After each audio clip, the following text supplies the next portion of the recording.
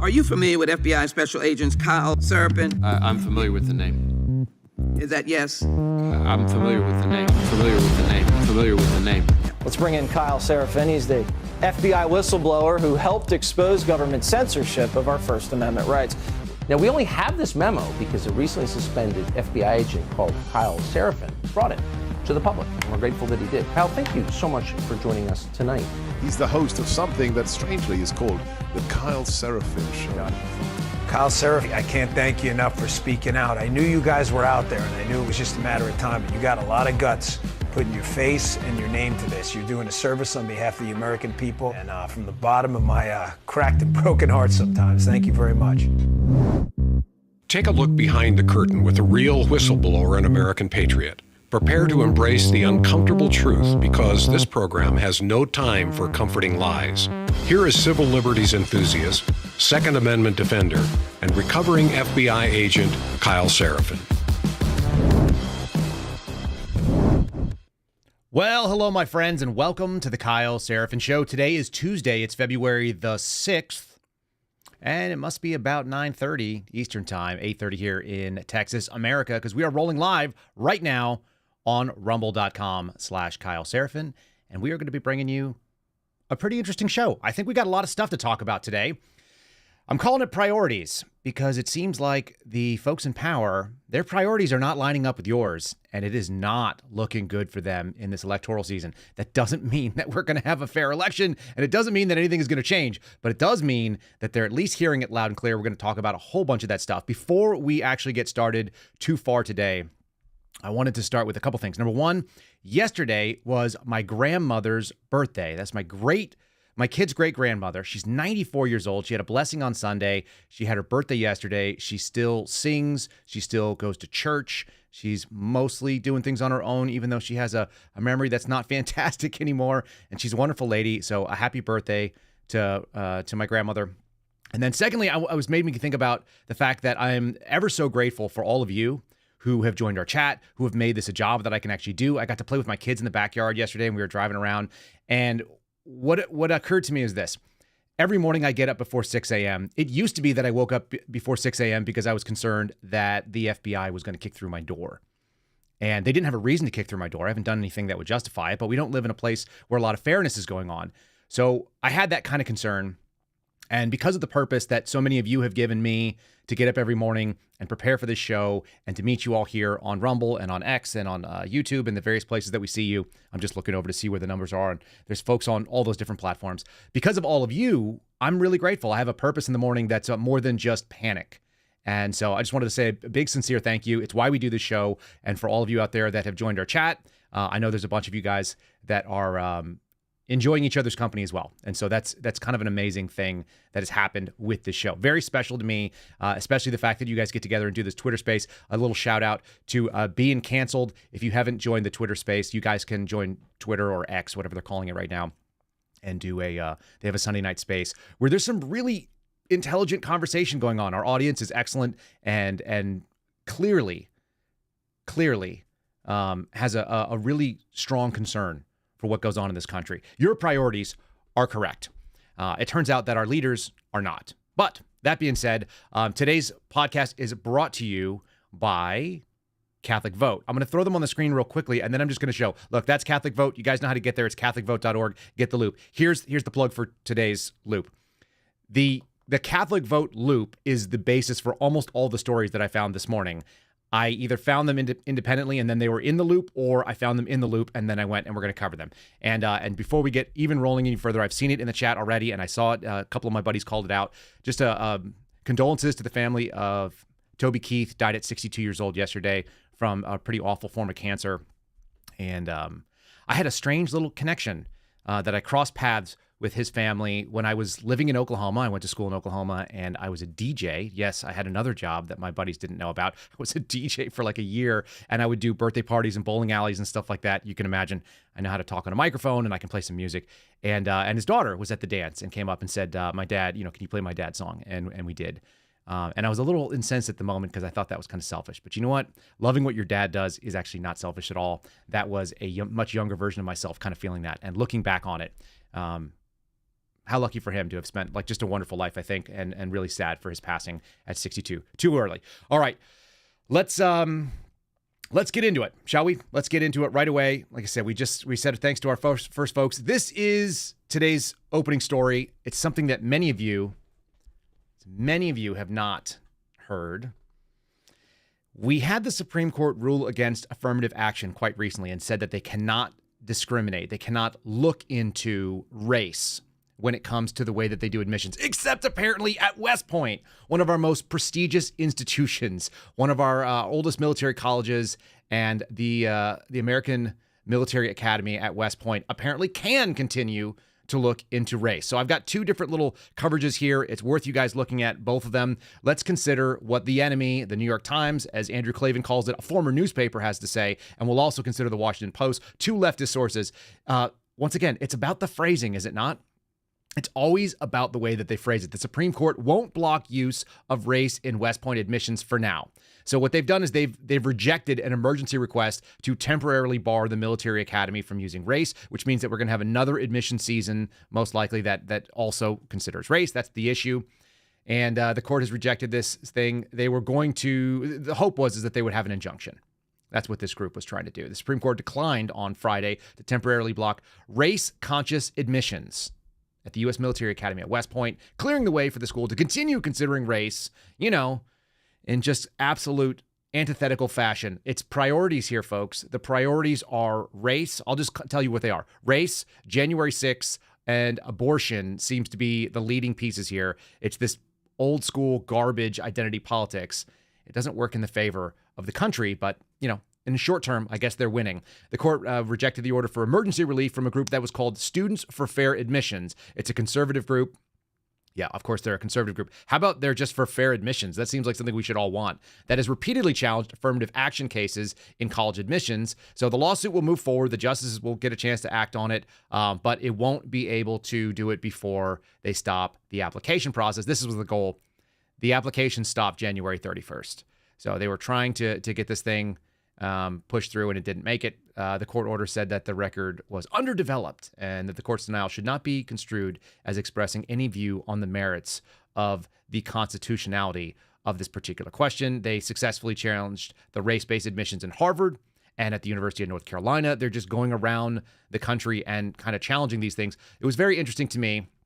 This is the Washington Post, which I also put on the screen here, saying the group alleges that the admission program at West Point, which takes race into account, among other factors, in the selection of future Army officers is unconstitutional and unneeded for a military service that relies on soldiers following order, regardless of skin color of the superiors who issue them. I mean, isn't that the point? Isn't that the point of this country? That we're actually supposed to look beyond that meritocracy, particularly in the military, particularly at West Point? And you can say what you want about military officers, and I can, and I will, and I have. But overwhelmingly, the men and women that choose to be officers in our military still come from very good stock. They come from good places of heart. They are young, they are motivated, with almost no exceptions. I experienced at least excellent heart and attempts at character. They're young. They're still young. I mean, young officers. There's a reason why when you're doing a land nav, there's an old adage, you can't spell lost without the LT, because having a first or a second lieutenant running a land nav organization or operation is basically going to guarantee bad map reading and terrible decision making in the field. But that's how they learn. That's why we do it. That's why you train to become better, so that when they go out there into the world, that they are less likely to get lost in theater and they're not going to get somebody in bad shape. It's just a sad state of affairs that we're going to prioritize this stuff. One of the things that I actually think is really great is West Point has this thing called the pillow fight, which I actually got into an argument, one of the last arguments I had with my wife's uncle before he passed. And he was really mad that these guys were like putting bricks and they put all kinds of heavy items in these pillowcases. And then they just beat the living crap out of each other. They put on helmets and they go down, I guess, into a cafeteria. And anybody who's in West Point, you guys, or who's been to West Point, you guys can tell me more. But apparently they just beat the crap out of each other and they hospitalize a number of people. Like, yes, I want to see warriors at 20 and 21 and 22 years old. That's the whole point. You're trying to get people that are combatants. We're not trying to have people that are going to be mid-level managers in some bureaucratic process. Like, the business of the United States military is to export hurting of feelings and breaking things overseas. That's its entire point. And if we don't remember that, then we're going to end up with this like weird social experiment and the stupidity, which says whether or not you're going to be a better officer because of the skin color, which is totally irrelevant. One of the best officers I ever had was an Asian American guy. Awesome. Just an awesome lieutenant colonel who just stood out in the cold and pulled guard on our gear so that we could stand inside for a few minutes. Of course, nobody went inside, but just the gesture of it, like that's the kind of thing that you expect to see. And a lieutenant colonel nonetheless. So an 05 standing outside in the cold with us. And he wasn't wearing any kind of gloves and he didn't have a jacket on. He was just wearing his blues, actually, of all things, and just stood outside the chow hall with a bunch of us that were standing there in sweatpants, just shivering together. And he just, cut it up and talked shop. That's the kind of people that we want to see. It's totally irrelevant what the shape of your face or your ethnic background is. It shouldn't even matter. Unfortunately, when they do this, the goal is not just selecting based on race. It's also trying to make the cadets undermine each other because they're going to look at each other and think, man, did you have the same qualifications that I did? Did you get in here on merit? Did you get in here on skin color? And the worst thing, I think, the worst thing about all of this is that it devalues those who otherwise would have made it anyway. Think about this. It actually cheapens the admission process of those that were of the standard because everybody looks at it. I think it's the most racist thing you can do is to bring in people that don't meet the standard, and therefore you cheapen those who did of all varieties. It makes me sick, but it is a priority. And that's why you probably saw on the thumbnail, live by the clown nose, you die by the clown nose. It doesn't work out well in the end. It doesn't work out well for the country. It doesn't work out well for those involved. And mostly the ones that we look at, it's the decision makers. And we're disgusted by them because they have done something that is fundamentally un-American to people who are serving this country that have signed up at a young age, not even knowing what America is. I promise you, there is no 20, 21, 22-year-old young man or woman that really knows what this country's about. They haven't had enough time on the planet. They just don't know. But the idea is that they understand that other people have always valued it and they step in line to be part of that long lineage of people that have valued it themselves. Makes me sick. It really does. It makes me so sad for those. And it makes me sad for those that are involved that have to put up with this because it is undermining what we think about the uniform, which has always held respect in this country. I'm just going to let it sit there for a second. It continues to go on, but and as I mentioned, it's the top, it's the old, it's the geriocracy that we've talked about on this show a number of times. The people that are just old and they have no skin in the game anymore. Some of them have no skin at all. They're basically just bones with like this loose drum skin that's no longer holding up. One of those is a guy named Mitch McConnell. That's not going to shock you guys. Mitch McConnell is deciding to change his tune. We're going to talk about that in just 1 second. First, I want to talk about our newest sponsor for this month, which I'm very excited about. This is the opposite of the weakness. This is a story of self-reliance. Guys, go to Contingency Medical. Again, it's contingencymedical.com. Pretty easy. This is my Contingency Medical pack. What you're seeing on the screen over there is a copy of this, which comes with it. It's an outstanding option to be able to buy your antibiotics and some of the common ailments you might have as you travel or as you just live in life. If you're looking to survive in a place where you don't have easy access to medical care, you can bring the pharmacy to you. So when you're feeling crappy, which all of us get at some point in time, the O'Boyle family is going through it right now pretty hard. When you're feeling lousy, what you want is not to worry about whether or not you can make it to the doctor and set up either an ER appointment or get in with your physician or whatever it may be. Go to contingencymedical.com, promo code Kyle. This book is outstanding, by the way. And you guys may know, like I said, I've been a paramedic for over a decade. I used to conduct sick calls, and I did that for the FBI's dive team. This thing just has all the common ailments that it's willing to treat and more, but it goes after animal bites, cellulitis, diarrhea, motion sickness, otitis. That's your ear infections, right? Respiratory tract infections. There's dosages for urinary tract infections, which touch women more, strep throat, traveler's diarrhea, vomiting, etc. All that stuff is such a burden if you are on the road and going somewhere, or if you're on a backpacking trip or surviving, you're going across the country. It doesn't matter whether it's for work or for pleasure. Nothing takes the fun out of travel more than being sick. And you guys can carry your little pack with you and start your dosage right away. There's a zithromycin, there's amoxicillin in there, okay? There's Zofran, which is a miracle drug and can bring you back from the dead if you feel like you're going to throw up. Amazing stuff. Check them out. Check out contingencymedical.com. Again, contingencymedical.com. The promo code is Kyle. You're hedging against, the possibility of it coming at you. Now, let's get into this story about Mitch McConnell changing his stripes. You got to love it. You can't help but wonder if he's just He's just transparent at this point. Maybe that's because he has no more collagen in his skin. This story coming directly from the Catholic Vote Loop, and it was the lead article for the Loop today. McConnell recommends a no vote on the border bill after conservatives blast it. Oh, interesting. What we talked about yesterday was the fact that this bill is garbage. Never mind the fact that it's giving us more money to pay out to Ukraine, $60 billion for the defense of Ukraine. And just for the people who are wondering, like $60 billion sounds like an awful lot of money. Yeah, $53 billion is what we pay for our Marine Corps. So we're actually throwing more money to Ukraine than we do to fund our most aggressive and lean fighting force. Not the Army, it's the Marine Corps. I love me some Marines. I served with a number of prior service Marines who decided once they got old enough, they wanted to live in nicer barracks and they stayed in the Air Force. And they were always, almost without exception, were studs. So here we go.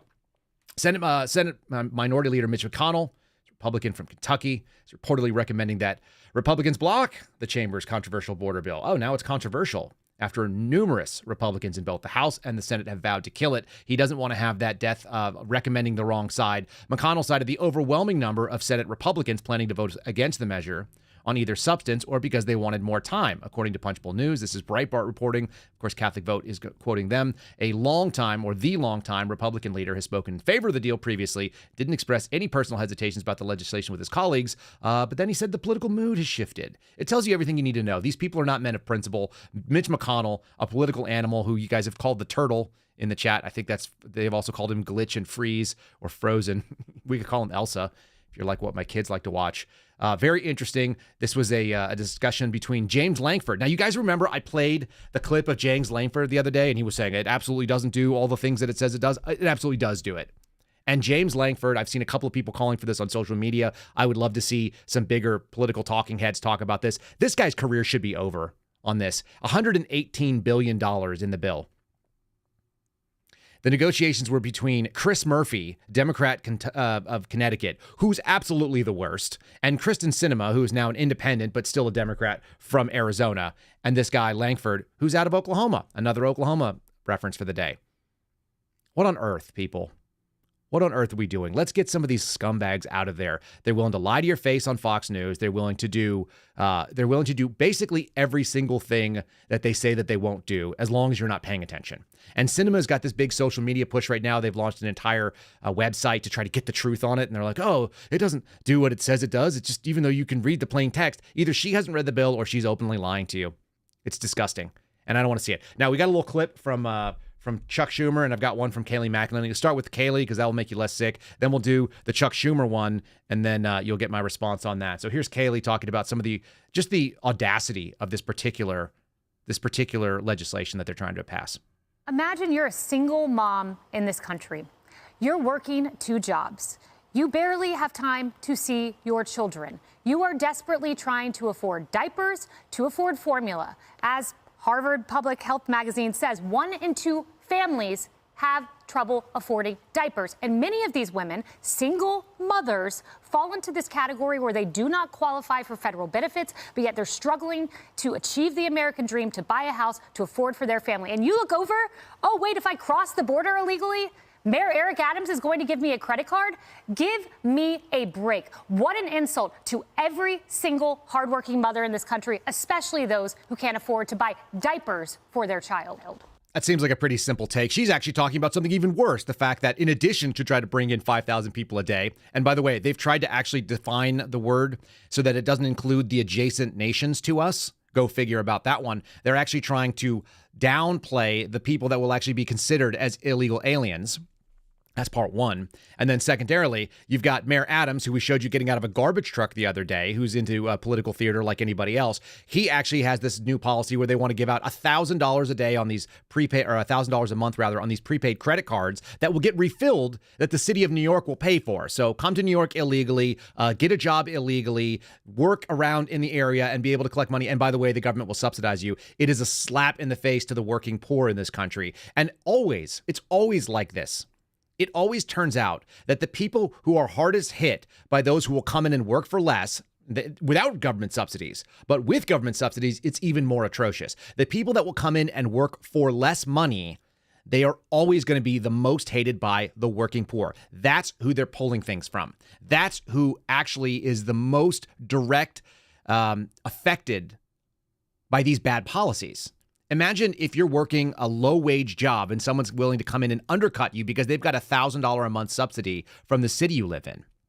There's a reason why the Irish, who used to work for cheaper than slave labor, right, in the pre-Civil War era, they despised blacks, not because they hated them for their skin color. They hated them because they were economic competition, and they had the possibility, if you freed them, that they would now be in direct competition for crappy jobs, which was the only jobs that they could get. It's actually so simple. A lot of the hatred and the bigotry and the animosity that happened in early America, especially right around that Civil War and that post-Civil War era, was because poor people were now subjected to something that they were not used to, competition for the lowest wage. And it actually ratchets down and only benefits the people that have a lot of money and have a lot of power. So that's pretty gross. On top of that, we've got Chuck Schumer, who just can't believe that the Republicans have changed their tune. I mean, it's bipartisan. He got everything he wanted. It's bipartisan. Of course it is. Trash. Here we go. Ready? Chuck Schumer, hold your breath. Oh, also, I'll just warn you before we get on there. It's Mika Brzezinski who is the best. Look how pleased Mika is with her own questions. There's nothing worse than that. This is MSNBC. You've said that you worked very closely with Leader McConnell on this bill. Now that we see what's in it, seems to be as bipartisan as it gets. Why wouldn't both sides really want this to go through? Well, it's a great question, Mika. Look, it took a long time, 4 months of arduous negotiations. They fell off the tracks a whole bunch of times. I had to be on the phone even at midnight saying, we've got to keep going. Why? We're at a turning point in America. This bill is crucial, and history will look back on it and say, did America fail itself? Why is it crucial? Well, if we don't aid Ukraine, Putin will walk all over Ukraine. We will lose the war, and we could be fighting in Eastern Europe and a NATO ally in a few years. Americans won't like that. Okay, did you catch that? So it's really crucial that we pass this bill and we give a bunch of money, or else Americans are going to go over to Europe and have to fight Russia. It almost sounds like our friend Remy's take. Chuck Schumer might be doing the next version of this song, which we love. People need kidneys, it's sad but decreed, yet the senator's hoarding one more than she needs. I offer this bill and I hope you'll vote aye, unless of course you just want people to die. Traffic deaths have many crying with fear, over 30,000 people are dying each year. This modest change I propose must be applied, unless of course you just want people to die. Alcohol deaths are exceeding comparisons, black people, white people, Native Americans. We need to ban alcohol, it can't be denied, unless of course you just want people to die. Crossing the street is incredibly tough. People look left and right, but rarely look up. Remy's got it. Listen, we need to pass this border bill and give $60 billion to Ukraine, which is not us, more money than we give to our Marine Corps. And we need to make sure that we let 5,000 aliens come in a day because... Do you want people to die? Can you hear the almost hyperventilation? Also, like I just told you, if you watch that clip again, if you guys watch it and rewind later, you'll see. He says, that's a great question, Mika. And she's like, she's so excited with herself for asking a good question. Just the lowest tier capability over at MSNBC. Morning Joe is absolutely a disaster. It's so gross. The fact that they let that woman on. And we did it. I think we did an entire thumbnail one time showing her doing like this weird dance. She had her like leg up in the air. She was doing some kind of Armenian tango or whatever it was, or what do you call it? Argentinian tango. Anyway, let's finish this bill off. Speaker Mike Johnson has already gone on record saying, and thankfully so, what did he say? Very straightforward. I've seen enough. This bill is even worse than expected. It won't come close to ending the border catastrophe that the president has created. And as the lead Democrat negotiator proclaimed, under this legislation, the border never closes. If this bill reaches the House, it's going to be dead on arrival. This is the right answer. Thankfully, I don't always agree, but when someone does the right thing, we should always call them out for that. So make sure you are letting your representatives know that you do not want them supporting this. If it even happens to pass the Senate, you can also call your senators and let them know that as well. It's just gross.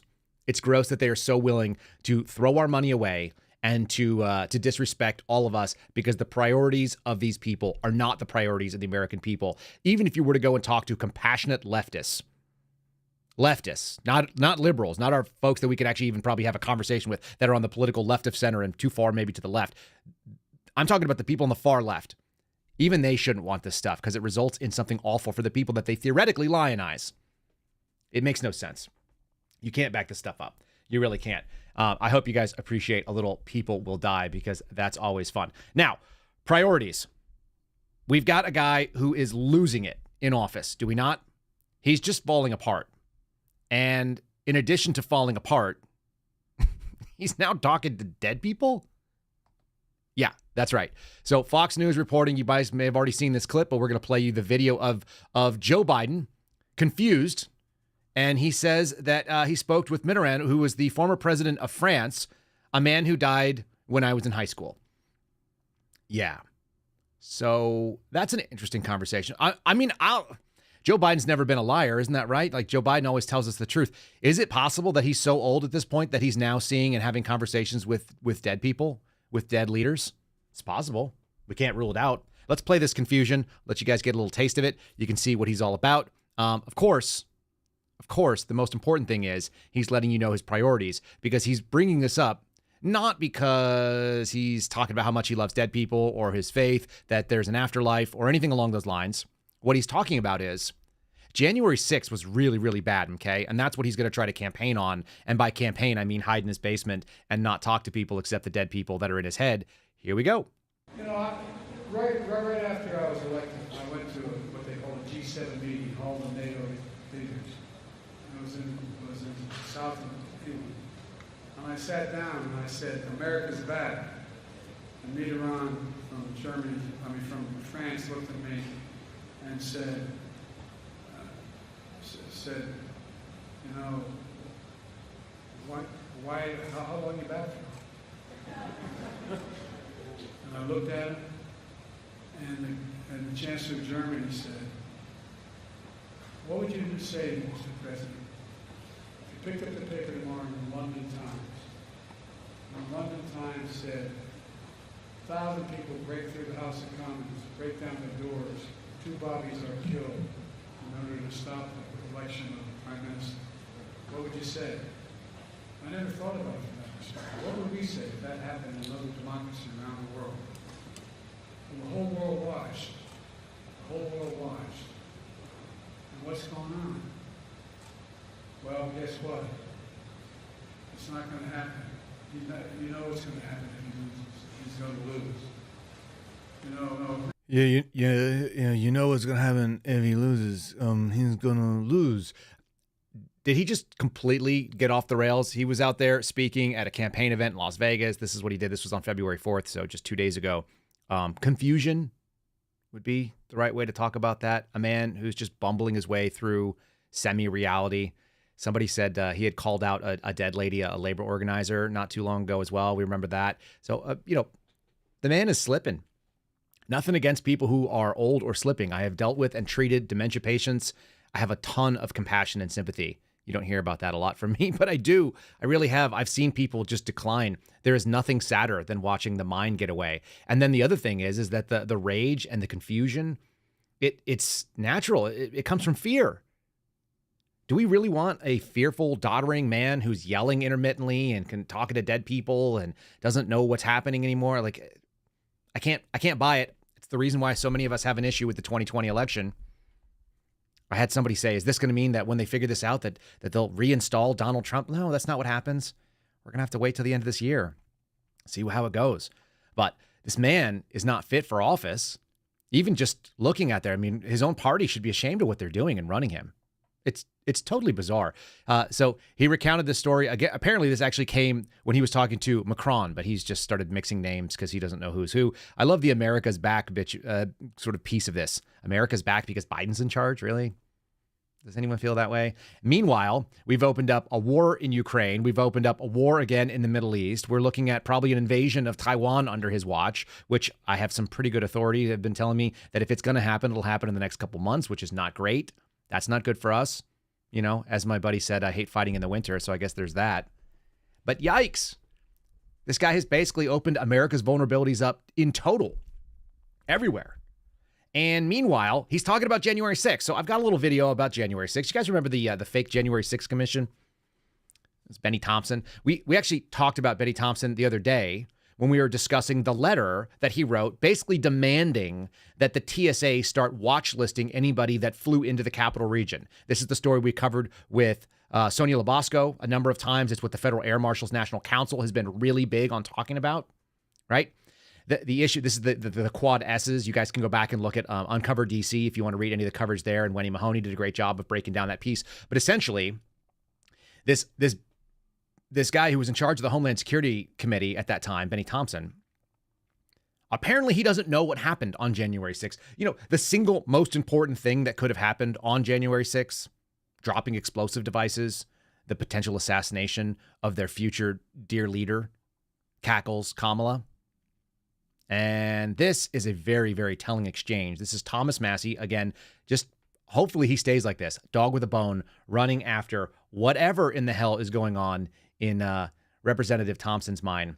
This is coming from C-SPAN, so it's not exactly sexy footage, but let's play it anyway. I want you guys to hear just how out to lunch the people that conducted the sham hearings for January 6th going back. Here we go. Who is responsible on January 6th? Who was responsible for the health and well-being of the incoming vice president? Of the incoming? This would be Senator Kamala Harris at the time. She was under the protection of them. Well, obviously, Secret Service. Correct, the Secret Service. So where was she on January 6th while all this was going on over at the Capitol? I don't know. Do you know there were pipe bombs allegedly present on January 6th? I know there were 2 pipe bombs, one at the Democratic headquarters and one at the Republican. So you're in charge of the entire investigation of what happened on January 6th and what led up to January 6th, and you don't know that the vice president was in the incoming vice president was in the DNC when that pipe bomb was sitting there.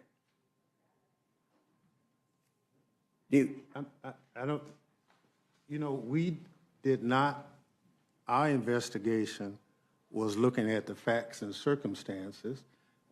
We knew that there were pipe bombs. I'm sure the evidence will say she was wherever she is, but, you know, I'm trying to get to your point. Okay. Well, my point is, if this bomb had gone off just a few feet from her, this could have been the worst assassination since JFK. And I looked at your January 6th report, and can you tell me what you wrote about this pipe bomb and the fact that she was almost blown up that day? The gentleman, Not right now. No, it's in the report in terms of the submission. It's not in the 850-page document. So you guys did, your committee did investigate the pipe bomb or did not investigate the pipe bomb? Well, I'm trying to figure out, we're not a criminal investigation. We are, you know, we were an oversight body.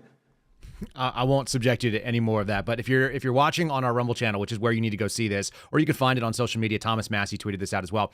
He's talking with his hands an awful lot, trying to explain something that he just can't get. Look, we're not a criminal investigation. We're just doing the narrative. We're just trying to go out there and sell a story. That's nonsense.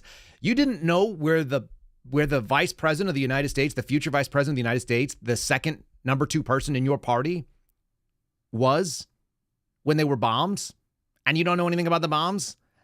Man, you want to add some, like some more to the fire of the conspiracy, the plan B, all of the people that think it was a distraction. You know, Dan Bongino's like a dog on this one, and you got the same thing. You've got Darren Beatty over at Revolver. My buddy Steve Baker is killing it. Look, the January 6th committee was a joke. We know that. But what we didn't know is how little they know or how little they're willing to talk about what they knew. There is zero chance that this guy was not at least privy to that information. His staff certainly had to know. How on earth is he making that testimony? How on earth is he getting up there and playing, or is he actually dumb, as you mentioned in the chat? I don't know if he's playing or if he's dumb. I feel like he's actually pretty cutthroat when he puts it in writing, but that could just be his staff. It is truly, truly ridiculous that this man is denying information and knowledge about what is the single most terroristic act that happened on the day, January 6, 2021. There is nothing that is more dangerous to public safety than someone indiscriminately leaving explosive devices. It's freaking crazy. I cannot believe it. We're going to cover what this all means, I think, in just a second here, because the American people don't believe it either. Speaking of it, when we have crappy leadership, that leads to difficult outcomes for all the rest of us. I'm going to have you guys just consider, if you are not prepared, then you may be in the position where you have to repair, and repairing is much harder. There's only so fast you can go out and solve problems when they are in the works. 4patriots.com/Kyle. That's our prep company we work with. The number 4patriots.com/Kyle, or go to 4patriots.com and use promo code Kyle. Same thing at checkout. Look, if you don't have some calories, if you don't have some continuity of your electrical abilities, if you can't charge your phones or even your flashlights, if you don't have one of those hand crank radios, which we used to show on the screen all the time, consider it. You might want to look into it. This is the time, because if things go sideways, especially if somebody tries to execute a real plan to shut down this country, it doesn't have to be everywhere. It just has to be a small regional grid. You are going to want to make sure that you are not the one who's running out to fill up with gas at the gas station, who's trying to get into a grocery store when everybody else is as well. You want to get yourself prepared so you're not panicked afterwards, okay? If you fail to plan, you are planning to fail, and I recommend going to the number 4patriots.com/Kyle, or use promo code Kyle at checkout. It's the same thing. We always use the same promo code. You guys know that's how it works. Make sure you guys are getting yourself set up, because it's getting dumb, and the real issue is this. We keep hearing that there's going to be this election, but what we know is this looks like what's happening. There are new polls right now showing that Joe Biden is losing support and trailing Trump by at least 5 points. This is coming from NBC. That's not really good for them. That doesn't mean that people want to play fair. Recent NBC poll shows President Joe Biden continuing to lose support. I wonder why. He's seeing dead people, and his party doesn't even know the basic facts about the thing that they apparently had, this multi-million-dollar show trial in the public sphere where they hired a storyteller, as we showed you the other day. It says that Trump is leading almost 20 percentage points by independent voters. This is where the real win has to happen. It's people in the middle. And this is why, let me just break away for this for 1 second. This is why I did yesterday's 20-minute segment, or whatever it was, about what a Fed is. It may not have been obvious to you why I'm belaboring the point that we have to use language precisely. Same story with Ray Epps. Just saying indiscriminately Ray Epps was a Fed. Not good. Not a good take. Why? Because if you just say things that are not based on facts that are in evidence, if it's just a weak opinion, and you're using a word casually, or I will even more aggressively say lazily, then what you do is you drive away people that are willing to maybe otherwise hear your message. But if you say, man, based on the treatment that Ray Epps got, and the really slap on the wrist, 12 months probation and no jail time, even though he seemed to be inciting the actual riot, it really appears that he's under the protection or operating at the behest of a federal agency. It'd be really nice to know if we could get some clarity about whether he was a specific source for a particular agency. And by the way, the Kyle Seraphin Show position is if he worked for a federal agency, which makes a lot of sense, or at least he was co-aligned with the interest of some federal agencies, it would be a DHS entity, not FBI, not DOJ at large, because of the way that DOJ runs sources. They have a little bit bigger leash on them, and DHS doesn't have that. And by the way, that is a position held by a number of independent journalists that I've spoken to and people in the intel community. Being specific with our language moves the needle for people who are listening. It doesn't mean that your leftist friends who are never going to agree with you, the sort of like white wine liberal mom crowd that walk around and want to do things and are mad at you for saying the word retard because it's not politically correct. Like, I don't care about them. I'm not going to move the needle on them. By the way, I've been getting it back and forth on social media. If you guys are following me on True Social, apparently there's a lot of people on True Social that are triggered by the word retard. It's very funny to me. And this is my take. I never would use the word retard to refer to somebody who has a genetic or developmental disability. I only use the word retard to talk about people who don't have those conditions but insist on acting like they do anyway, if that's fair enough for you. Again, precise language. We have to use it the way that it was. Also, I'm a child of the 80s and the 90s, and we use the word retard all the time because it described people who were acting retarded but weren't retarded. They were culturally appropriating the slow mental capabilities of those that they didn't actually earn. They didn't actually deal with that struggle, and they are acting like it anyway. Long and short of it is, you're not going to convince the loony left but you might convince people who are independents. You might convince people who are on the fence going, look, there's a lot of things about President Trump that I'm willing to get behind. There's a fair number of things that I've got a problem with. I didn't like his vaccine stance, or I didn't like the way he did this, or the fact that he didn't kick Fauci out, or whatever. Those are legitimate concerns. So you have to be precise. And you'd be like, look, this is, it turns out, when you have only two political possibilities, it's a zero-sum game. Either they win or we win. If you want America to look more like it did even 5 years ago, your options are pretty straightforward. And people go like, yeah, that's a reasonable point. But if you go, everything he does is great and everything he touches turns to gold, and even the crapper that he sits on is gold, then you go like, that's not what I'm into. We can be specific, and we need to be specific. And using the word Fed casually is one of those problems. All right. So again, this goes back to Biden is losing in the polls. His polls continue to drop because he sucks, because the messaging he's running on is awful. He's running on J6. He's running on racism. He's running on an open border and give me more federal authorities, all awful. And Trump is in the lead when it comes to the independent voters. Really big deal. The poll was conducted between January 26th and January 30th. Very recently, that's only a week and a half old. In a general election matchup between Biden and Trump, 47% of the respondents said that they would support Trump. 42% favored Biden in this case. And 60% of people disapprove of Biden's performance as president. Only 37% saying that they express approval. That means that obviously there's a couple of people who show otherwise. A historic sort of aggregate approval rating of Joe Biden looks like as low as 33%. 1 in 3 people. That's a strong majority of people think that he's doing a crap job. A strong majority. So you lean on those people by being specific and being accurate, and not by getting lazy or casual with your language or assuming that you're speaking to a friendly audience, because you're not always speaking to a friendly audience. We must be precise and we must be accurate. 2 things that are required when you're shooting, 2 things that are required when you are speaking. We should be accountable for everything that we send downrange. And you have to just pay attention so that we are doing things in a way that is the listener, that you may not know that you're talking to. You might be having an argument with someone who's never going to agree with you. You're not doing it for that person necessarily. And you have to do it respectfully. That's why we do it the way that we do. You probably need the person to the next to them. And yes, am I always respectful? No. Sometimes I just push the limit on free speech because I like it. All right. Let's talk about another thing that they're running on, which is pretty troubling. It's called abortion. And it's really, really ugly.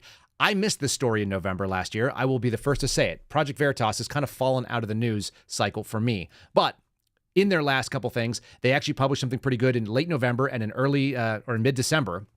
This disappeared during the Christmas rush. This is We'll Never Tell. Planned Parenthood helps 13-year-olds get abortions in states nearby to evade the law in their own states. We got a little video clip we're going to show you that you probably missed. This is a pretty important reminder that what's going on in Missouri right now, and the AG Bailey, has actually just called this out, and Project Veritas actually tweeted at him with this particular information. Key points to note. There's a managing director of the local Planned Parenthood in Kansas City, Missouri.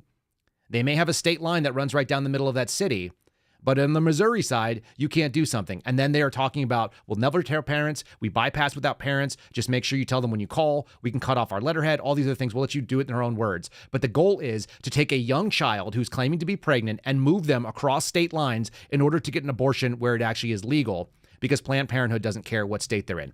To me, this is really problematic on a bunch of levels.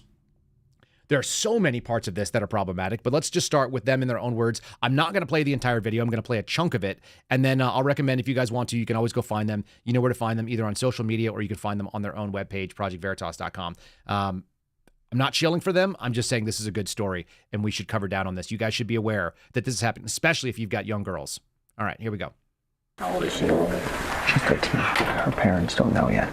Yeah, so we don't do them here, but we don't do them in Missouri. It's illegal. But we do have, I can give you a packet of the 2 locations that do it in Kansas. They have people that'll come pick them up. They have people that pay for the whole thing. Yes, I would call them and tell them what the situation is. They're going to help you with that. All within Planned Parenthood? Doesn't matter if the school agrees or not. We say that she was at the doctor. And we can cut off our letterhead so it doesn't even say where she was. Trust me, this is not our first rodeo. How many times do you do this a year? What, like abortion? Girls coming out of the state, yes. Oh, every day. Every day. Every day. Because we set up hotels for them. We set up every day. We never tell her parents anything. She's an adult in our clinics. Project Veritas recently set out to investigate Planned Parenthood and their actions pertaining to abortions in a post-Roe v. Wade country. Most states have trigger laws that immediately went into effect following the Dobbs decision in the Supreme Court made in June 2022. Is she wanting that termination, or she just? I mean, I'm trying to look into it, but Yeah, they'll do it in the county. her parents don't know yet. Yeah, so we don't do them here. Right. All right, so it goes on to repeat. Obviously, you just got the little taste of it. Here's the thing that's so troubling to me. Number one, the journalist that's coming in from Project Veritas is representing himself as not a parent, right? And I didn't get the entirety of what that cover is. They don't always show that, what the introduction was. But we're talking about someone that's not a parent taking a 13-year-old girl into an abortion clinic and saying, I'm looking for an abortion. I want you to just pause for a second and think about that. Planned Parenthood targets children. We know that. The second thing is the number one way that you would go and cover up child abuse, child sexual abuse, child trafficking is making sure that there's no child evidence. Which is to say, getting abortions for young girls that are being sexually abused is a great way. It's an absolutely outstanding way for you to obscure and to hide that you are doing something that is disgustingly illegal and probably involves you getting thrown feet first into a wood chipper. Pimps do this. Child sexual abusers do this. Child pornographers do this sort of thing. And Planned Parenthood, that woman right there, is so happy to accommodate. We'll get her a hotel. We'll lie to the school. They're willing to do whatever it takes to get that abortion for that girl because that's what their sacrament looks like. These people are disgusting and they are targeting your children. I showed you this fat, disgusting chick the other day. I don't know other way to say it. This woman, this is the entire series, and I didn't realize this, but this also came out of the Loop today. The Loop had this little video clip, or at least it linked to it, and I found it and I wanted to bring it up. This is Planned Parenthood's set. Okay, first of all, consider the set. It looks like a classroom. And then all they are doing is going to lie about what is basically accepted in Western culture. They're going to do moral relativism, and they're going to lie about why things exist. Well, the reason that we have all these rules about virginity and why we have all these sexual norms is because they're just trying to take your agency away. They're trying to, take over and make decisions for you. You're a big kid. You can do what you want with your body. It's disgusting and nasty, and this is the nastiest messenger I can find. So again, I told you guys, prepare that I was going to make you sick. We're going to play at least 60 seconds of this gross chick again, and you guys can get a taste of, and if you're not watching on our Rumble channel, you guys need to see this. These videos will get like over 1 million views. I'm sure Planned Parenthood makes money on these videos. Mostly from guys like I hope that are disgusted, that are watching it and going, okay, I'm never going to send my kids to public school. God forbid they ever play something like this. All right, hold on to your horses, grab your gag bags. This one is another one that will make you want to puke. Here we go. Virginity. What is it? And what's the big deal about losing it? Let me cut to the chase. Virginity is a completely made-up concept. It's a term that was created simply to control and shame people, mainly women. A virgin is someone who's never had sex, but it's not as simple as it seems. For one thing, medically, virginity isn't a real thing. In some cultures, people place a lot of importance on the hymen, a thin, fleshy tissue located at the opening of your vagina, as a marker of virginity. But the status of your hymen doesn't actually mean anything. That's because having penis and vagina sex is not the only way a hymen can stretch open. It can happen by putting something in your vagina like a tampon or a finger, riding a bike, or doing sports. So you can't tell if someone's had sex by the way their hymen looks or feels. Another reason the idea of virginity is complete nonsense is that sex means different things to different people. Generally speaking, society tends to define sex in a very narrow way, penetration. All right, lest I give you guys her discussion of penetration, I'm going to cut away from it right there. We actually played some of that video previously. It was just a clip. This is not a good spokesperson. As one of you just said, Dirty Bitch just said, not a good spokesperson for this message. Well, possibly an expert on virginity. However, someone who is sex obsessed and wants to teach kids and wants to do that acting, disgusting. Let me add a little more to it because I want to give you guys real commentary on my major concern here. Do you know who prosecutes the Mann Act? The Mann Act is 18 USC. Let me just double check on the actual statute. It's 18 USC 2027. Is that right? No, it's 2421 through 2423. Those are the actual specific offenses that are in the Mann Act. What is the Mann Act? It's also known as the White Slavery Trafficking Act of 1910. Okay? It is a federal law that criminalizes the transportation of any woman or girl for the purpose of prostitution or debauchery. I'm reading right off the screen here from Cornell Law's Legal Information Institute. Or for any other immoral purpose. It was passed in June of 1910, named for James Mann, congressman from Illinois, back before they were nuts. It invoked the Commerce Clause, the Interstate Commerce Clause, which gave the federal government the authority to be able to go after and regulate this sort of thing. In other words, moving women across state lines for prostitution, for child pornography, or anything that was considered debauchery or wrong. And the Supreme Court has upheld a number of this. They redefined it in 1986 to be a little bit more narrow.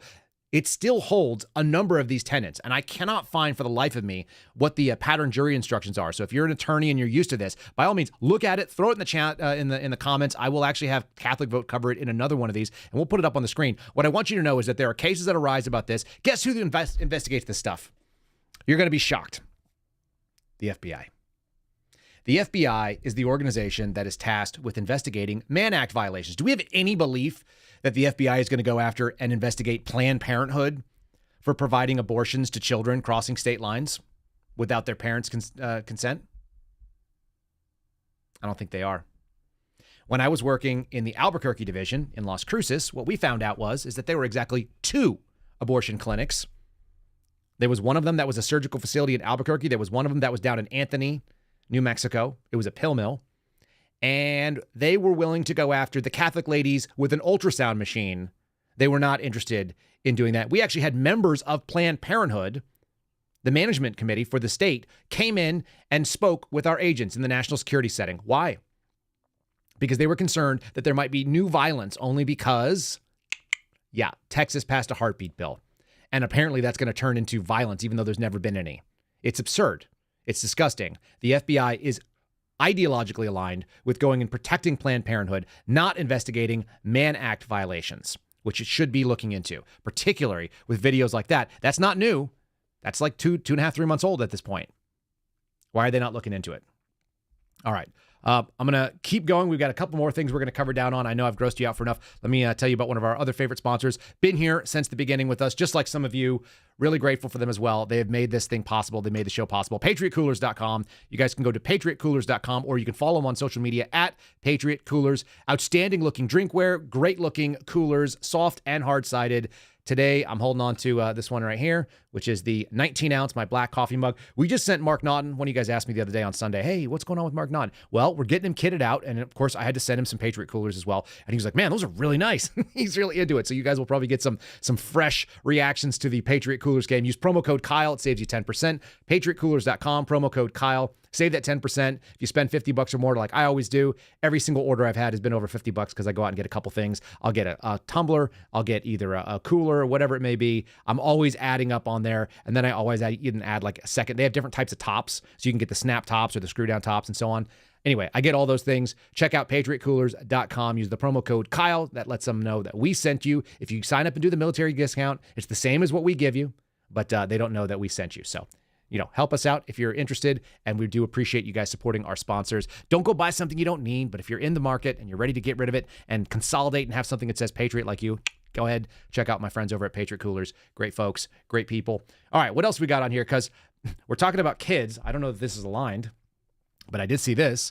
Remember all those weird emails from this dude? It's not like this administration really cares about who they bring in, do they? They're getting rid of John Kerry, who has the dumbest voice and looks like he looks like a man whose face is a rubber mask of himself. He looks like he should have been one of the dead presidents from Point Break. By the way, if you guys don't know, that's what's above me over here. That is a Point Break. I can't point at it. There it is. Point Break. That's Keanu Reeves and Patrick Swayze doing a skydive in Point Break. That's in the background here. There's all these FBI things. You guys may have caught on to that. All right. An advisor is taking over as the top U.S. climate diplomat. Oh, he's a political strategist and energy expert. John Podesta, famously of the leaked emails from John Podesta, will now be succeeding John Kerry. Only any John will do. And they're going to be talking about climate agenda. Hooray. Yeah, he's going to be the special envoy, the U.S. special climate envoy. It's like the dumbest thing. He'll be stepping down in the spring when the weather changes, climate change or weather change or spring or seasons or whatever we're calling it these days. He's now a senior advisor on clean energy, and he's a veteran Democratic strategist and also seems to be a pretty creepy dude.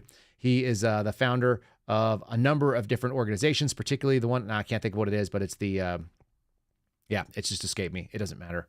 It doesn't matter. You guys know who John Podesta is. And now we get to look forward to him flying out there and speaking about climate. It's nothing better than our political betters who are going to just lecture us. I'm sure that he constantly is only going places on horse and buggy. I'm sure that John D. Podesta is always going to be the guy who is doing the right thing and using the smallest amount of carbon footprint, right? No chance.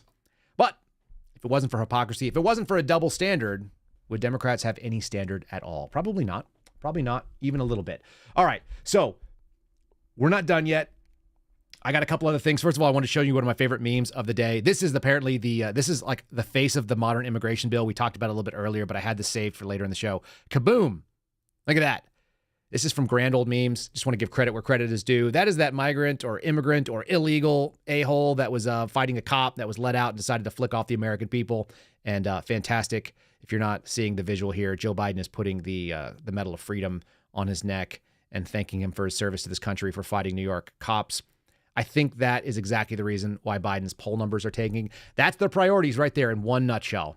Let's celebrate people that are here illegally and pay for them and screw over all of the people that are actually paying the taxes and are getting abused by the system. Pretty gross, but it is what it is. And speaking of priorities, I've got another one for you, and it's very fun. It's the theme of today's show, which you may have seen, the clown himself, Alvin Bragg. And what has old Alvin gotten himself into? Well, he was prosecuting people for fake vaccine cards, like that really awful thing. Meanwhile, letting that guy with the middle fingers up walk after beating up cops. And he just got called out for it. Finally, we've got a little bit, like I said, live by the clown nose. You're going to die by the clown nose. Here it is.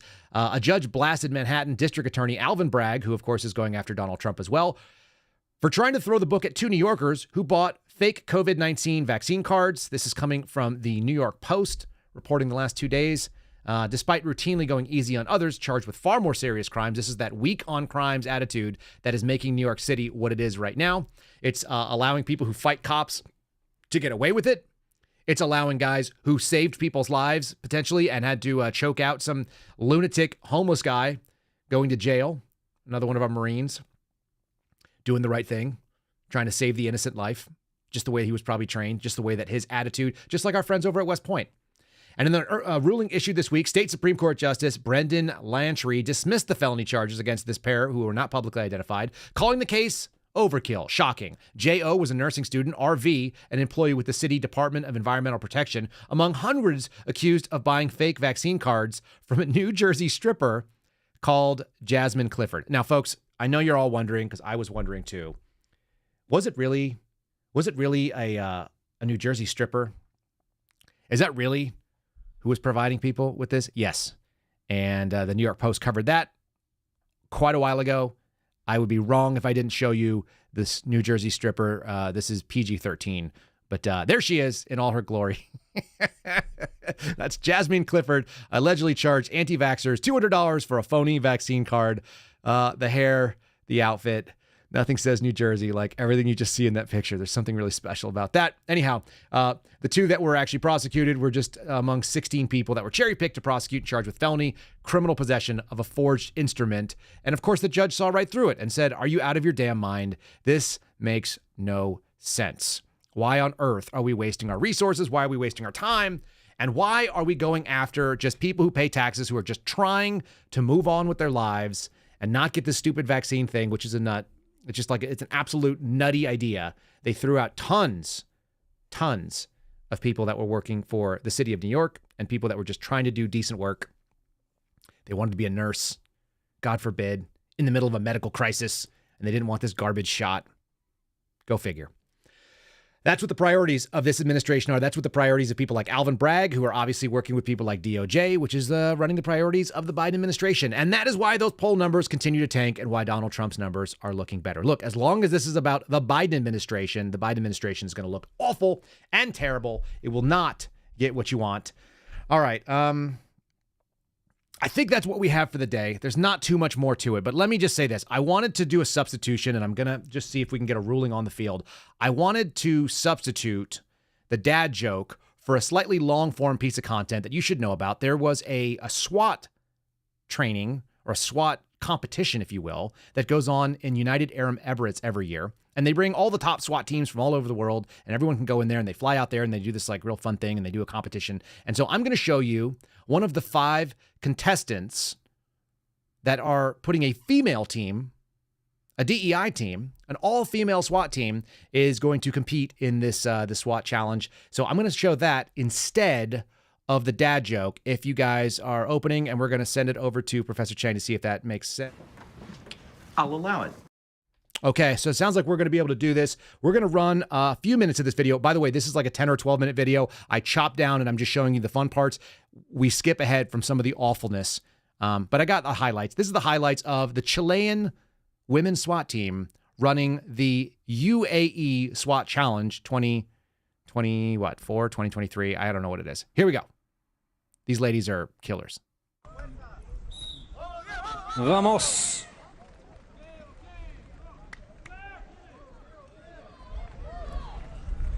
Five ladies teams involved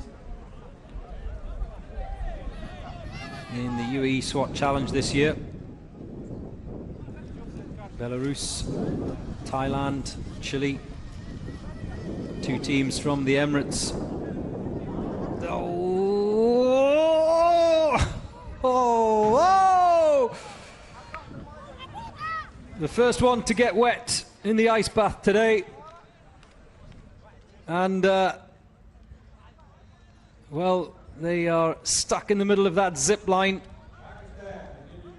Remember, if you fall in the ice bath, you have to go back.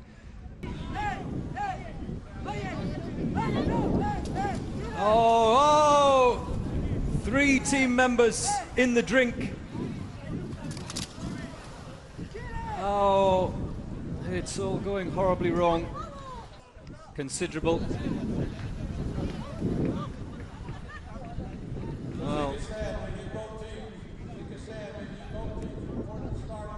one quick-thinking member of the BRT team of Chile, realizing that it could take a while to retrieve all of those pieces of kit, is just going down under the water to grab them. And oh, the disappointment. These guys and girls here are carrying a lot of kit and equipment, and it weighs you down as soon as you go in that water, and it's even worse if you get wet.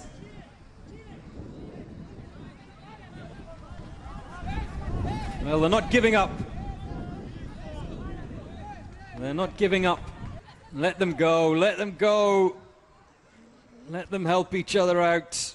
We've crossed the 5-minute mark. They've racked up a number of violations. And there we go.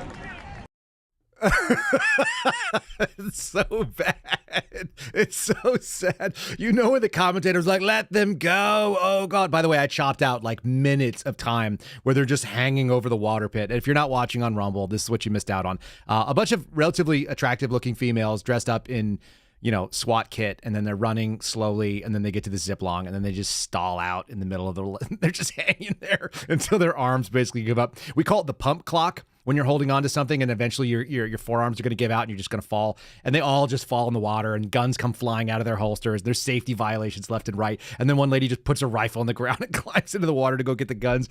It's a disaster. It's absolutely sad. It's so sad to watch, but it does tell you a little bit of something. That's our dad joke for the day. Ladies, get comfortable with a gun. Don't try to replace men in that field. We don't need you to, and I don't want you to. For you, I want women to do things that women are great at, and that's just not one of them when it comes to the capabilities. I'd rather have Steve Friend, who would, even though he weighs nothing, would slide across that zip line and be just fine. I think we should probably make him do it, right? What do you think, guys? He's also way faster than anybody else on that course because he's a freak. All right, as we said earlier, the show is about you guys. We're really so grateful. I'm really so grateful, and I'm also grateful for the support you guys have done for my friend Garrett O'Boyle. If you want to support the family, they're sick right now, but you can pile them up in orders if you like. It's the-suspendables.com. That's our merch store. The merch store only benefits them. It doesn't benefit me at all. There's no money involved. This is just something we promote because he's a great guy, and the products are great. I'm wearing one right now. It's the Last Line Strength. This is his podcast or his Substack name. It's a great design. I always get compliments everywhere I go. There's a flag on the shoulder. I'm hitting the microphone. Go figure. Folks, you can go to the-suspendables.com. Don't forget the dash. There's an S on the end of Suspendables, and it's spelled SUSPENDABLES. It's in threes. It's very helpful. The-suspendables.com. Use the promo code Kyle. Saves you a couple bucks. It's like 10% on any of the regular orders, and if you want to get the pins, you can get 3 of them for $30, and they ship free. Go out there and support the O'Boyle family. They're out there and they're still in the fight. If you don't know it, he's still a suspended forever FBI agent. They're taking this to the mat, and they're doing their best to make sure that the FBI and the DOJ are held accountable. We're hopeful that they're able to prevail, because there's no justice if these guys can't get any of it. And Marcus Allen, too. I just talked to Marcus the other day, and he's still doing okay. We're checking in on these folks. We're not forgetting them. We are not leaving them behind. All right, lastly, a 5-star review. We've been going away from the Apple ones, but here's one from Apple. This is about the Mike Waller episode. If you guys didn't catch it with Mike Waller, definitely do so. It's from DBA1 Mom, who I know I've seen before. Wow. Another information-packed 2 hours. The time flies by, and I can't keep up with the chat because the content is so consuming. I'll probably need to listen again. Thank you, Kyle, for continuing the reevaluation of truth. God bless. The prayer emoji, Zib. Thanks so much, Zib. We do appreciate you and the 5-star reviews. Folks, we've crossed over 900. Let's get to 1,000. Make sure you're leaving one at Apple Podcast. There's the link in the description. I would very much appreciate if you guys give me your questions, your comments, your sarcastic remarks. I love all of them. If they're funny, even better. Do all those things. And again, this show is for you. Much appreciated, all of the feedback that you guys continue to give us. It's the best. You're the best. And we will see you again tomorrow for Weird Wednesday. I don't know what's coming up, but it's going to be weird. God bless you. Be safe, and we'll see you soon. Thanks for listening to The Kyle Seraphin Show, streamed live weekdays on rumble.com/Kyle Seraphin. Follow Kyle on Twitter, Truth Social, and Instagram at Kyle Seraphin.